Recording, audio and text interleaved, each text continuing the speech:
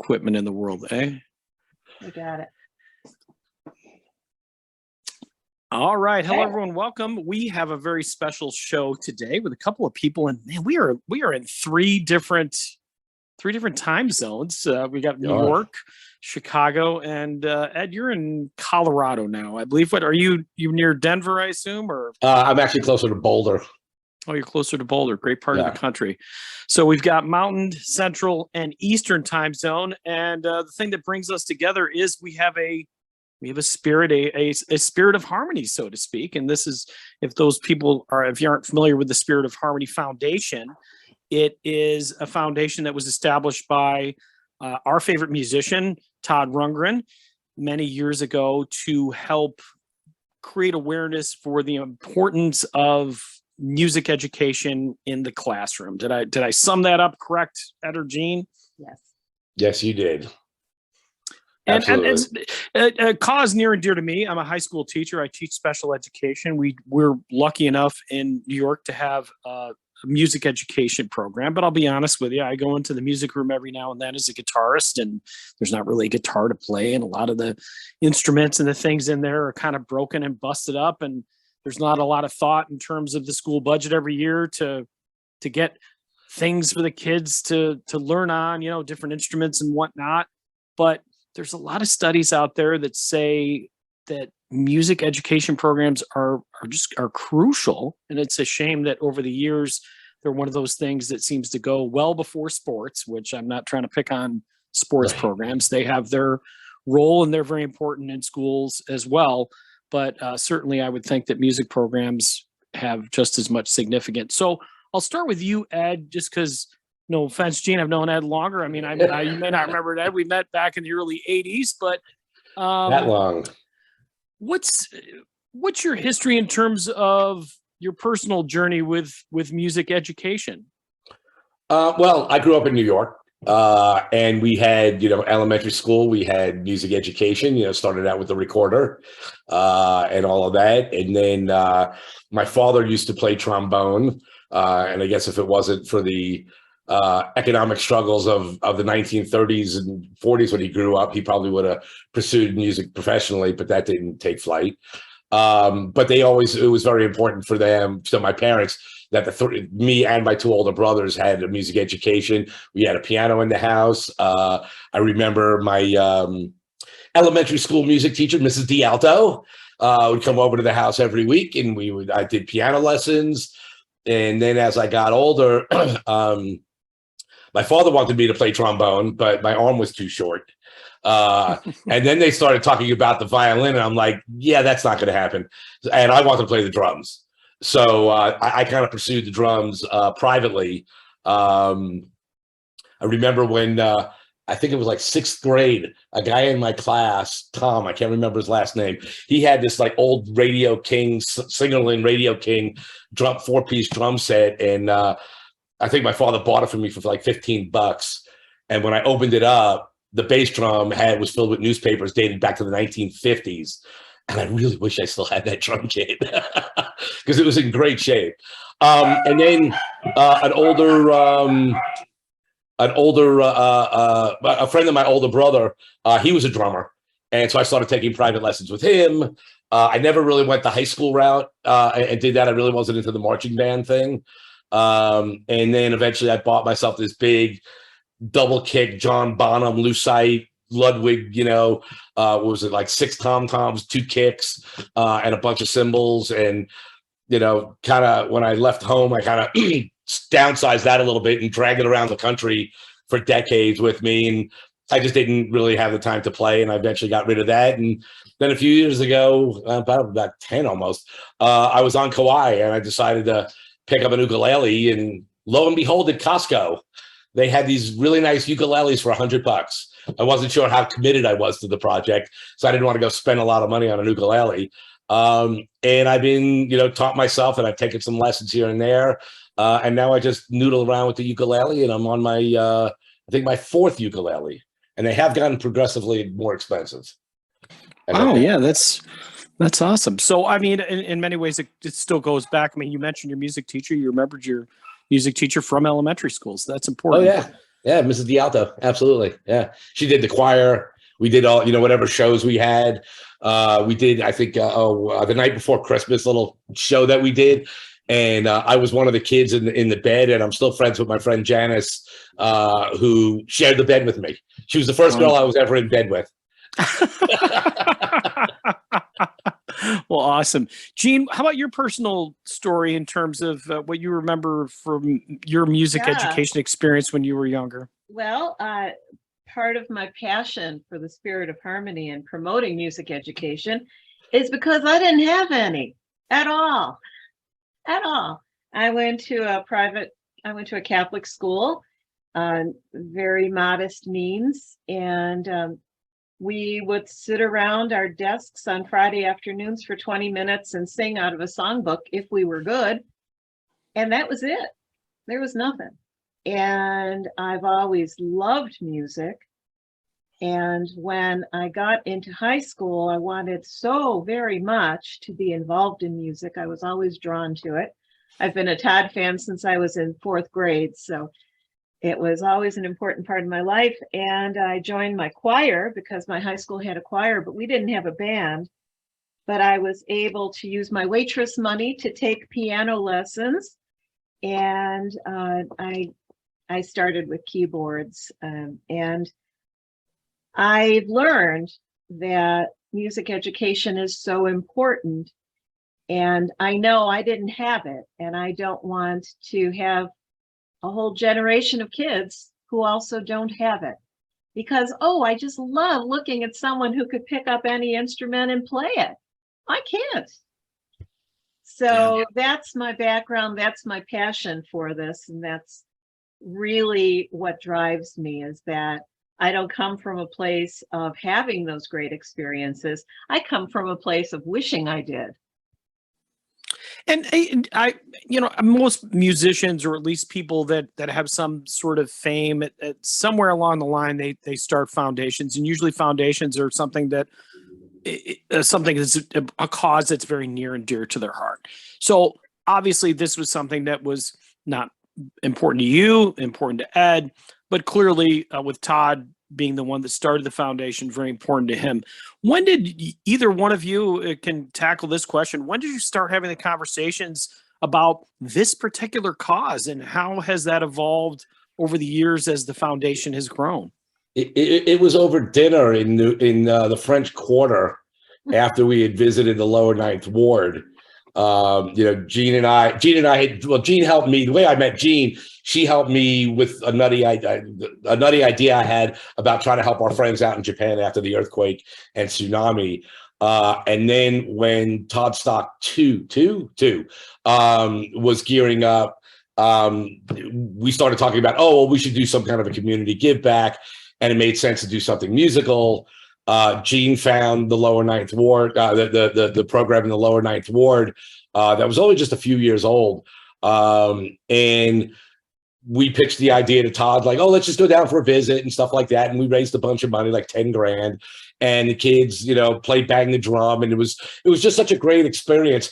And we were all sitting together at dinner afterwards, because all the fans, everybody at Todd Stock was at this restaurant. It was, I forgot her name, but it was Todd's old production manager who actually owns the restaurant.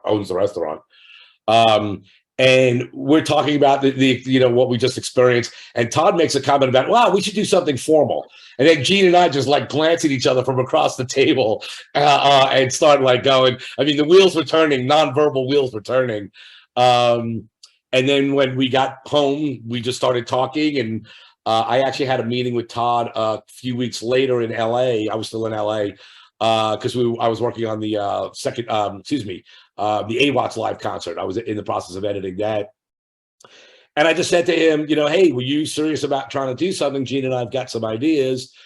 And honestly, he was a little hesitant. He was a little leery about a celebrity foundation, because sometimes they can run amok, as he said. I think I can make that as a direct quote.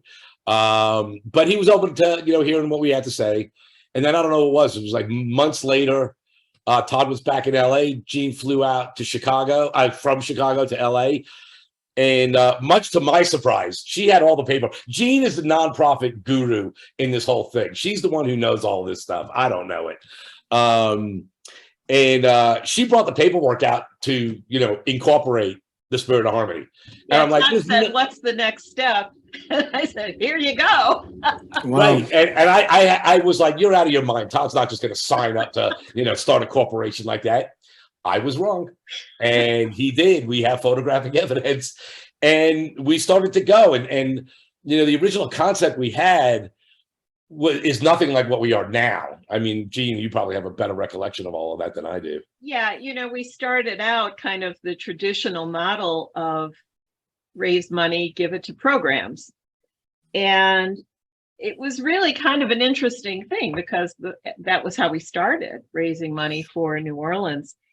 And then the following year, we had some funds and we proposed to the board. It was a little formational board at that time, where we'd give some money out.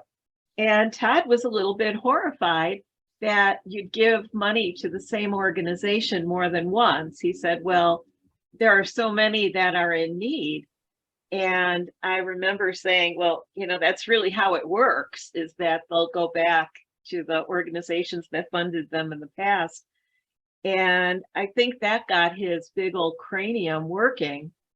And the next thing we knew, Ed and I were starting to kind of do an instrument exchange idea where we were trying to coordinate organizations that needed instruments, because all organizations, they need two things. They need money and they need instruments. Right. Well, if we couldn't give them money, we couldn't give them grants because Todd didn't want us to give grants.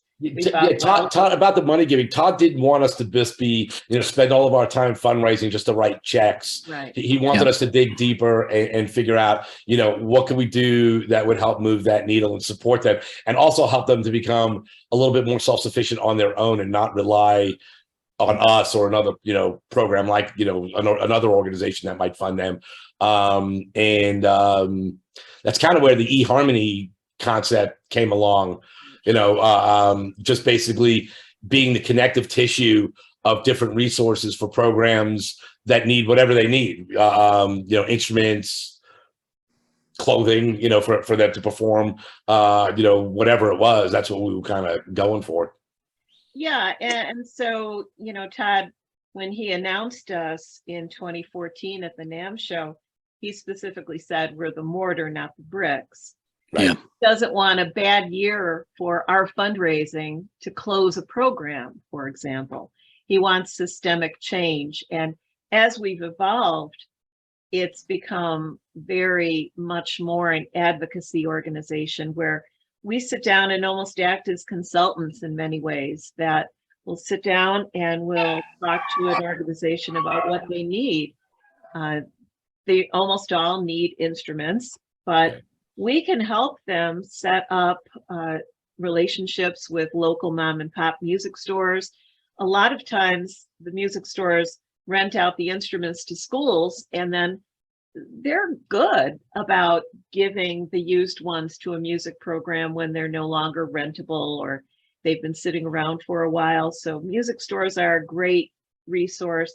We just try to get a music program to be hooked into its local environment, whether that's service clubs, whether that's social clubs, whether that's corporations, whether that's music-related businesses. So we're kind of full service in the sense that we look at each individual program and what they need.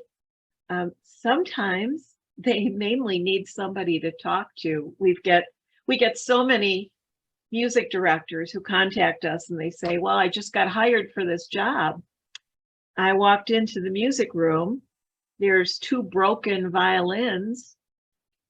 I got nothing, And so it's sometimes a matter of saying, hey, there's no shame in bake sales, just go ahead, get what you need. And we walk them through. And the overriding idea is, as you mentioned earlier, Thom, we believe in the moral imperative of music education. We believe that there are, aside from the artistic benefits and the creative benefits, there are social, there are academic, there are economic, And most important to us, there are neurological changes that happen to a child who's taking instrument-based music. So we have a whole toolkit that we'll try really hard to work with a school to say, oh, these are all the things that you can go to your school council, whoever makes the decisions about budgeting.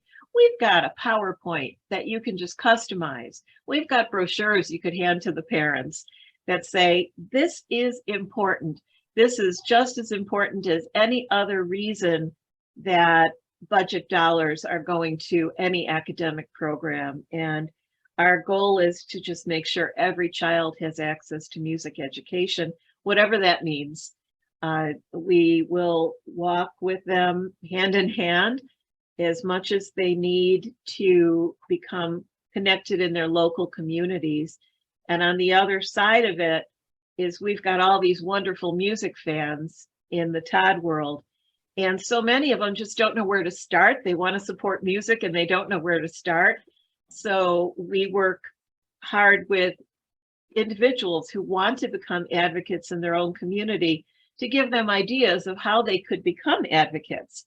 You know, just show up when the kids are in a parade. You be the one screaming the loudest on the side, cheering on. Go to their concerts. Start a local instrument drive. Find out what the music teacher needs. Find out if you need to testify at a school council meeting about why it's important to you. So we have all kinds of ideas on how people could get involved. And that's a large part of what we do is we just raise the consciousness of the importance and the moral imperative of music education. Yeah, just Tom, just to step back, right. Kind of going back to a little bit to the beginning, that giving a program, we found that we had some, early bumps and bruises ourselves, where if a program doesn't have skin in the game, if they're not there doing something themselves, if it's just like, oh, here's a bunch of instruments, especially a program that's starting up, a lot of times that fails. I mean, we've had two major ones. There was a teacher who was in Chicago and he was relocating down to New Orleans or Louisiana and wanted to start a program. And we arranged to have like a truckload of instruments donated from another nonprofit that's what they do. They get instruments and they donate them back out. And then it turned out that like a year or so later, that guy was gone. We had no idea what happened to the instruments. And then even, one of the things that we're really proud of that, was kind of fun to do was at the homeless shelter in South Bend. They were really excited about these little kids who have nothing. And we, Todd was there and handed out ukuleles, but there was no follow through from their point of view. They didn't get a teacher. Even though they had the support of Notre Dame to, you had students that would be willing to come and teach and work with the little kids. It just never happened because it was just given to them. They didn't have to do anything to like earn it, to put it. Yeah. Yeah. I mean, I've spent 15, 16 years in working for not-for-profits. I've done grant writing and I mean, I know what you're saying. There's that Black Widow issue where if you are the primary funder, that they literally become so dependent on you that if you're gone, if they die as well. So throwing money at programs is really difficult. And my experience has been with music programs that, yeah, it's like everybody says, oh, just give them instruments. They'll be cool. They'll figure it out. A lot of times, like those instruments get broken. There was a school that I worked at that had a Les Paul donated to them, a genuine American Les Paul. This thing was worth like $7,000-8,000. Yeah. And the teacher didn't want the kids to play it because it was a valuable guitar. So can't blame them. But if you think about it, you're kind of in the same situation where maybe you give them money, maybe you give them. It kind of goes back to me the way I'm thinking: teach a person to fish or give them the fish, right? So you guys are teaching them how to fish because the reality is, I think it would be more beneficial to, as a teacher, have resources to teach me how to teach something when I don't have the physical resources, because the reality is the physical resources, that's the hard part. But if you can teach a music teacher how to start a music program with spoons, which may sound bizarre, but Who No, knows? not at all. Stranger things have Oh, happened. it's been done. Yeah. Yeah. No, and like, you know, the story, I mean, we've had times where we, you know, during any number of our instrument drives, we'd have some really rare or some, you know, valuable, like the Les Paul you were talking about. And what we found out is, you know, it's not suitable for kids to play. Nope. But what you can do is you can parlay that into either you sell it and you raise a bunch of money to get the instruments more suitable for kids, or you do a barter with a local music store and they will trade you repair labor and parts. You know, if you give them a $5,000 guitar, they'll give you, you know, $5,000 worth of labor and parts to repair the instruments that the kids are actually using. Right. So, you know, that's another great resource when you do get those gems. I mean, and sometimes you do get those gems. Well, yeah, I mean, somebody gives away a, you know, $6,000 Les Paul. I don't know. I mean, we're hoping that the long, you know, we're actually hoping that this Longhorn bass that John Siegler and Todd donated to the foundation, that was used on A Wizard of True Star. You know, there's a possibility that that's one of those gems. You know, and it could be a very rare instrument. And if you think about it, either you hold on to that and you say, wow, look at this. This is really cool. What is it doing? It's doing nothing. Whereas if right now it's sitting on my couch right over here. but you could take that and turn that into all kinds of things. I mean, to me, I'm thinking about, I always used to say to the music teacher, I go, hey, you have this great Les Paul. Why don't you sell it and buy recorders for the kids so that they can have a little recorder to take home and at least have an instrument that instead of an instrument that sits in a closet. But yeah, I mean, so in other words, I'm just trying to say that I see where the advocacy part makes sense, because I think a lot of times people look at a not-for-profit as just a conduit of money, when in reality, the only way you're going to be effective is if you are a conduit of change. And it sounds like that is really where your mission is. Yeah, it is. It's actually, how could two people, you know, it's Ed and I, we're working in two different cities. There are countless music programs, and right now the status of music education in this country is very troubled. And the needs are so immense that the only way that we could create systemic change is to really make sure that all of the parties involved, the parents, the teachers, the general public, and the kids all understand how important this is and how much a priority it is and why. And so that's the drumbeat that we follow.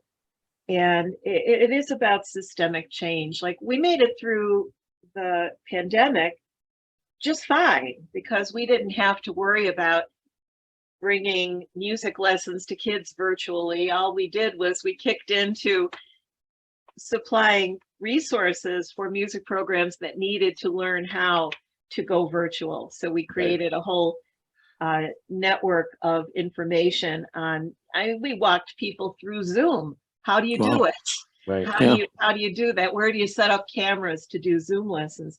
So, you know, we're able to withstand a lot of different things because our foundation is very quick to pivot. We're small and nimble. Yeah, we're nimble. Ed and I are so nimble. Yeah. I think the other important part of what we provide to programs is, you know, the teachers that are involved or the people running those programs, they have their heads so in the trench and they need to be there. I mean, I get that. I respect that. You know, like, how am I going to get kids? You know, I was on a board here in Denver for a while, and one of the biggest problems is it was an after-school program. Well, how do you get the kids to where they're going to rehearse? Because the parents are working and all of, you know, and they're so involved in all of that, which they need to do to make the program a success. Sitting down and talking to us gives them an opportunity to kind of pull back and kind of go to a different altitude or a different perspective where they can take a breath from worrying about their day-to-day stuff and kind of give themselves an opportunity to look at their program from another point of view and how they might be able to use the resources that we can provide to help them achieve what they want to do, which is getting the work done in the trenches. So it kind of gives them a little distance to do that. And we all, you know, I know from my own creative endeavors, you know, I get so focused and so myopic sometimes that I need to step away and kind of pull back and look at what I'm doing. And then it gives me a whole new avenue to continue on and, you know, and produce something that I'm really proud of that really achieves the goal, whatever that would be. So I think that's, you know, important for those programs. Absolutely. Couldn't agree more. Yeah, absolutely. So where are you at? You mentioned that you're a nimble organization. I think it's neat that, you two have very different personalities. No, really? But I think that's important in any organization. When you have two people that are like-minded, you don't expand your horizons. My wife is a huge country music fan, and I've been introduced to all these bands that I never would have listened to because I just didn't listen to country music. So, what are you finding is working as a team, and even geographically? You're in very different parts of the country, so you have a different perspective. An urban Chicago perspective is going to be different than, let's say, Boulder, Colorado. I've been to both but I grew up in New York. I lived in San Francisco. I lived in Los Angeles. So, I am a dazzling urbanite myself. Gene and I do have different personalities, but it's amazing how in sync we actually are, like pretty much all the time. She'll say something and it's like, wow, I just had that same exact thought, and then we'll do it. And then what really, is wonderful in working with her is we have this great back and forth that we, like, let's say we're writing a letter to somebody or whatever, or if we're drafting something for Todd to read, which is, a little challenging just to get some bullet points. But yeah, a lot of bullet points and very, very short, and something, by the time we're writing something to Todd, it's something that we've been working on for a long time. And there's a lot of information, but for him, we learned, you got to boil it down. You got to get right to the point. And we work great back and forth with that. It's never been an issue. It's always, we vamp off of each other's ideas. I'll say something, Gene will come up with an idea. It's like, oh yeah, that's even better. Let's do that, kind of a thing. So it's been a wonderful relationship that I cherish, and I'm looking forward to, having more of it in the future. So. Oh, for sure. And I think Todd's a really good judge of character. He knows. Even though he is a character. Yeah, he really likes that we both give something different, but yet we're very focused on our mission. And the mission is everything, and how we get there is our personalities and our special spirit. And he's often said that he's just really happy with how we can manage to be different and the same and do this virtually. And Ed and I, we talk several times a day, most of the time, and work very closely, but there are some things that we really don't even have to discuss because we both know where we're coming from on it. Yeah, after 8 or 9 years. Yeah. Well, and don't you think it's important too that with it, and I don't know, and I'll throw this out to you. I'm guessing what the answer is going to be, but it seems like Todd gives you the tools to do what you need to do. That, yeah, you got to run things by him. Yeah, you got to give him the bullet points and everything like that. But it doesn't feel like he's the, get the micromanager that hates, like, hey, this is what I want. This is what needs to go through me. But ultimately, it feels like the organization is able to evolve in the way that it needs to evolve instead of it being pushed in a particular direction. Right. Well, and some circumstances, he will adjust. He will. Yes, he will throw us curveballs. Yes, every once in a while. Definitely, and he always challenges us.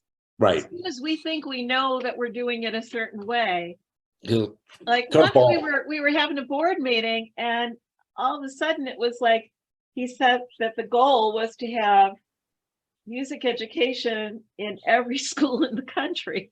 And it's like, okay, right. Okay, that'll take a few lifetimes. Well, and from, talking to Todd's band members, going way back, Kevin Elman and those guys, and even my own personal experience working creatively with him, he approaches the foundation like it's like he's producing a record.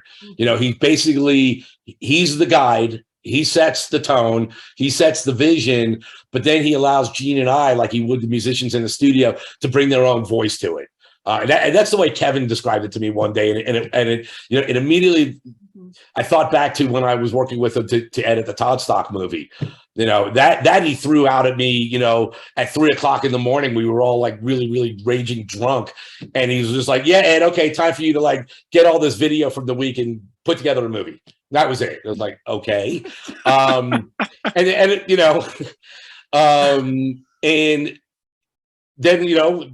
I pitched my general concept to it, and he was like, "Oh, okay."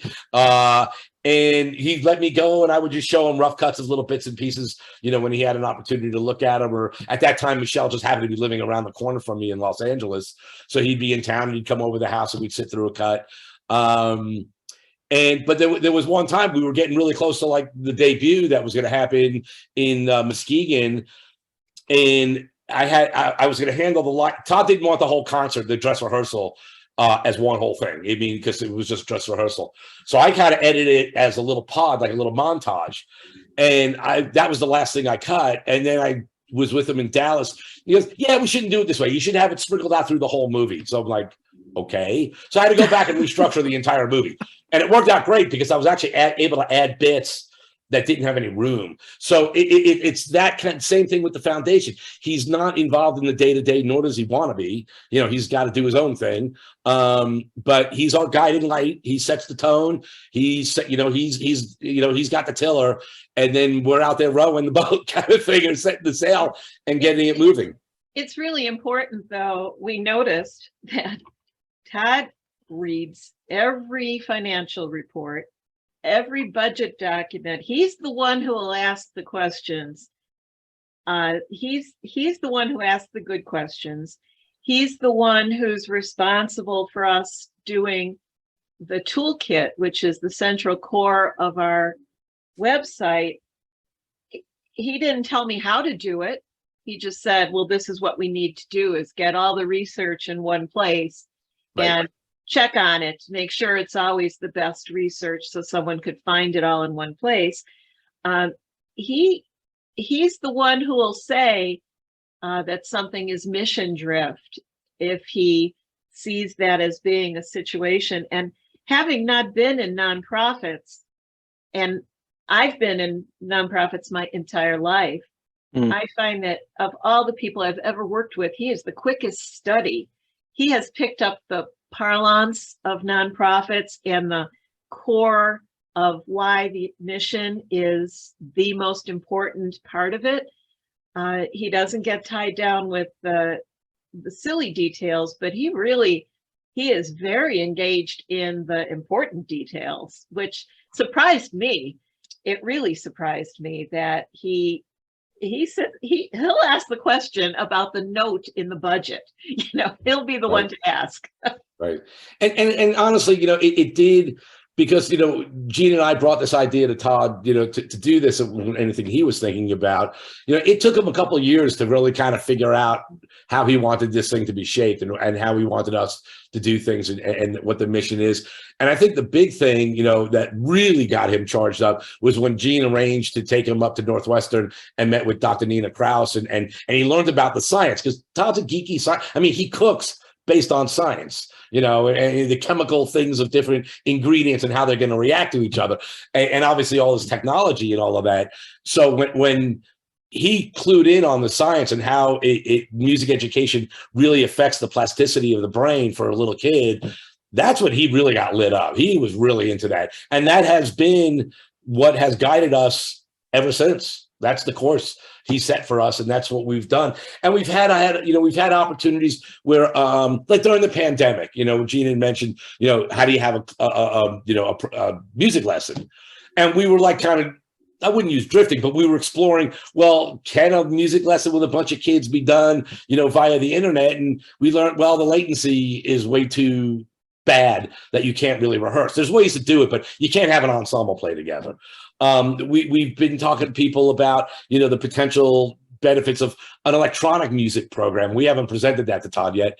So I wouldn't call it drift, but we get these kind of little tangents that come along, and we see, and Gene and I evaluate it and talk to Todd about it, get his input on it. And, if he wants us to pursue it, we'll take it to the board, and we'll develop, how we're going to incorporate it into the main vision and mission of the foundation. Yeah, that's awesome. Well, we're at about the 30-minute mark. So any takeaways? I do. I've done this before, I swear it. So any specific, well, I guess we'll start with you, Gene. Is there anything that we haven't touched on today? Any of the kind of nuts and bolts stuff that you want to make sure that the audience is aware of? Yeah, thank you. I mentioned it before, but I really do want to mention that every single person who believes that music is an important part of life can be involved in some way to be a music education advocate. And we have all kinds of ideas on our website. We have ideas that we give out at our information tables at some of the Todd tours. He invites us to be along on the tour, and we try to get people involved locally in their own community with music education advocacy. And there are a million ways to do it. Anything from, you have a school that's down the street and you can call them up and you can ask for their music director, even if you're not a parent or anything else. And they'll say one of two things. They'll say, hold please, and you'll get the music director, or they'll say, we don't have one. If they say we don't have one, you can say, well, gee, what can I do to help get you a music program? If they have one, you can ask the music director, what do you need? I live down the street. What can I do to help? So it could be that close. And I've done it. I have a school right down the street, and I have done it because I wouldn't tell someone to do it if I didn't do it myself. So everyone could be involved if you feel passion about music and passion about children and equal opportunities for all children to learn music. That's what I would have to say. Awesome. Ed? Yeah. Well, I got to say, I'm kind of really excited about the fact that we're going out on the Celebrating David Bowie tour. It's going to be the first, like as Gene mentioned, Todd we would go out on Todd tours and stuff like that. And, a lot of times while we do meet new people, during the tour, this is going to be a whole new trove of people who really love music. I mean, if they're going to a show that's, just celebrating the music of a great musician who passed many years ago at this point, and there's going to be a lot of Todd fans there, but there's going to be a lot of other fans of either, just Bowie's music or Adrian or whoever. So I'm kind of really excited about this, that we're kind of stepping out a little bit more of our core community, who have been absolutely fantastic over the last years in supporting us. And thrilled about that, and kind of just tapping into a whole new group of people, and who probably have never given music education advocacy a consideration, even though I bet you a lot of them, like us, have played music or do play music on whatever level. So that's going to be pretty exciting, and I'm pretty thrilled with that. I do have one little story about Gina with Todd, that when we were at Notre Dame, it's a good story, Gene. You like the story. Okay. When we were at Notre Dame, and I don't remember how the conversation started. I think we were driving down, or we were at a restaurant, wherever we were. And Gene mentioned that she became a fan when she saw the thing for the NAS. What was it, Tiger Beat magazine or 16 magazine? 16 magazine. And Todd kind of looked up inquisitive and was thinking, he's like, wait a minute, that came out before we even released an album. And Gene goes, yeah, I know. I've been a fan before you released any music. Oh, wow. So Gene had this him with the dog, and I just thought, this guy's important. Yeah, it was either he was cute, or she just had this, intuition about it. The dog. Oh, right. It was the dog. Right. Exactly. So, it's, and I got to tell you, just on a personal note, this experience, this took me out of my career. I mean, once we started doing this, it wasn't long for me to walk away from movie advertising that I'd been doing in LA, because this just put me on a whole nother trajectory, and I've been really enjoying it. And I feel like, I remember when Todd described Second Wind in the song, or Change Myself, during the Second Wind recording sessions, where, if I could change myself, I could change the world. And it's not like this grand gesture, which would be nice, but if we could just move the needle a little bit, we're moving the needle a little bit. And I think that's, makes the world a better place. Yeah, I agree. Well, great. Well, thank you guys very much. I know that I've been fortunate enough to work the booth a few times, and I'll probably be doing it in Buffalo. So you did. Probably. when you guys come out. You're So. on Oh yeah, no, we got you locked in. That's it. Right. Gene, aren't you sending him the package of the swag? Yeah, you're getting the swag package. Okay, Yeah, well, right. good. Oh, we got some that's- fun swag this time too for the Glad volunteers. to hear it. But that's a great experience too. Just being able to meet different people and Right. that kind of stuff. So it does go beyond that. And again, very, very personal thing because Right. music got me through some very tough times in life. Sure.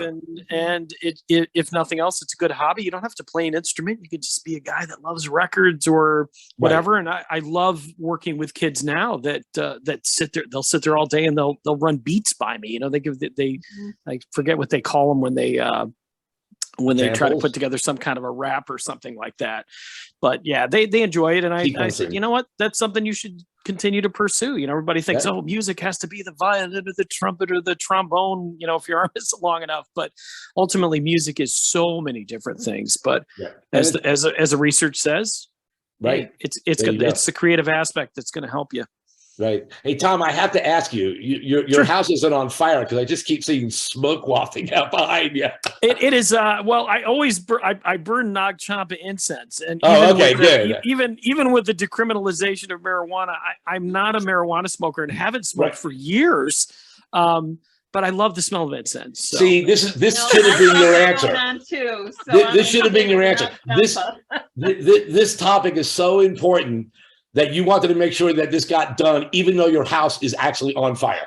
Oh yeah, my house is actually on fire. Yes. So while I'm sitting here in my record collection, my treasured record collection is burning. I actually melted. Yeah. No, I love. You said my music room is filled with incense whenever I'm recording anything, just because it kind of mellows me out and whatnot. But yeah, it's funny that you picked cool it up. record fabric. Yeah. No, I got all kinds. In fact, I got to show you this one, which you may own, but but it's a pretty rare one. Just got this for a gift this week. Oh yeah, I think didn't you just post a photograph of that? So yeah. Liars on vinyl. And yesterday I picked up Fossil Poets on vinyl, which I didn't even know existed on vinyl. I found that at the House of Guitars in Rochester. So it's crazy. I haven't bought any vinyl because I don't have a turntable. So I still have all my old stuff, but it's just like. So anyway, well, you can auction that stuff off for the Spirit of Harmony. See? Oh no, that's my personal collection. No, I'm just kidding. I did. My older cousin used to work for CBS back in the early 70s, and he had like I don't know how many thousands of albums, and he was getting rid of them and stuff. He actually gave me a sealed Todd album from the original release that has never been opened. Wow.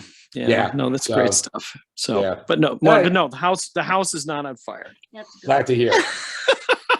All right. Well, guys, thank you so much. I appreciate it. I know we somehow always wind up in the same zip code at some point over over our travels. So hopefully that happens again. I don't know if the three of us have been in the same zip code in a long time, but I know last time I saw you. We'll have to meet in Chicago. Make it easy on Gene, and it's kind of the midpoint. There you go. And I love Chicago's food. So, but you guys could come out here to celebrate Buffalo Bills winning the Super Bowl. Hey, I used to go to I went to UB for 2 years.